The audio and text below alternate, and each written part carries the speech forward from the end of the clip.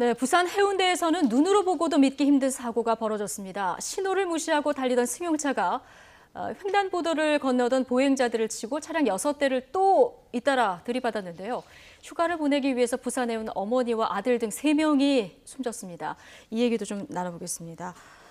자, 양 변호사님, 잠시 뒤에 저희가 이제 화면을 보겠습니다만 화면을 보면은 어떻게 저렇게 달릴 수 있나? 저는 저 정말, 장면을 처음 보고요. 어디 예. 무슨 영화의 한 장면 같은 것이 나온 게 아닌가 싶을 네. 정도였는데 부산의 해운대구가 신시가지 지구로 굉장히 번화가 지역이죠. 예. 그 지역에서 갑자기 승용차 한 대가 중앙선을 넘어가면서 횡단보도를 건너고 있던 사람들을 채웠고 그다음에 네. 계속해서 육중 추돌 사고를 일으키는 바람에 충돌 사고를 일으키는 바람에 말씀하신 것처럼 3명이 숨졌고 네. 14명이 중경사를 저기 지금 입는 달려오고 있는 그런 저 사고를 차인데요. 일으킨 겁니다. 예.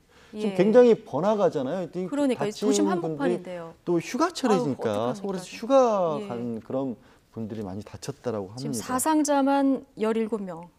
그렇죠. 예. 3명이나 사망자만 3명이 이르고 있는 네. 그런 상황인 거죠. 다친 사람들도 14명 정도 되고요.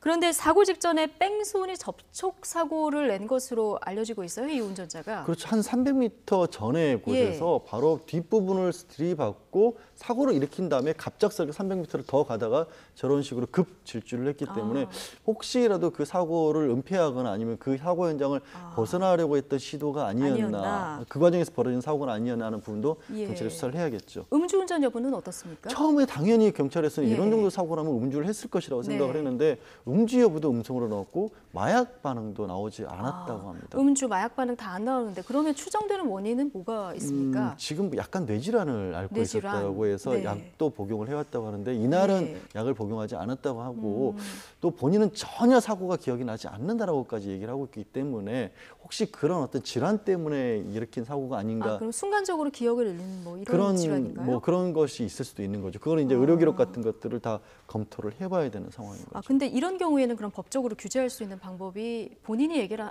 안 하면은 없는 거죠, 이게. 찾아내기는 굉장히 어려울 겁니다. 예. 물론 지금 병원에 경찰에서는 현재 건강 상태, 그러니까 이 사고를 일으키는 운전자의 건강 상태도 안 좋지만 사고가 워낙 엄중하기 때문에 구속영장을 신청할 방침이라고 하고요.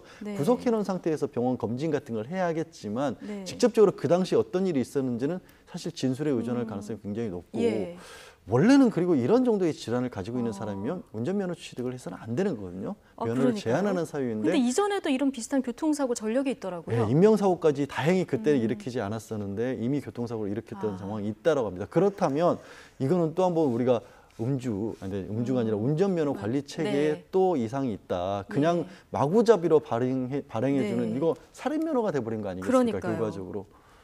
좀 법적으로 보완이 될 필요가 있겠다. 그러니까 있어요. 제도는 만들어 놓고 이런 경우 면허 조사는 안 된다라고 만들어 놓고 만약에 그게 발각이 되면 취소해야 된다고 해놨는데 실질적으로 그게 점검이 안 됐다라는 거죠. 알겠습니다. 자, 휴가를 보내려고 부산에 오는 모자까지 목숨을 잃어서 더 안타깝게 하는 그런 사고였던 것 같습니다.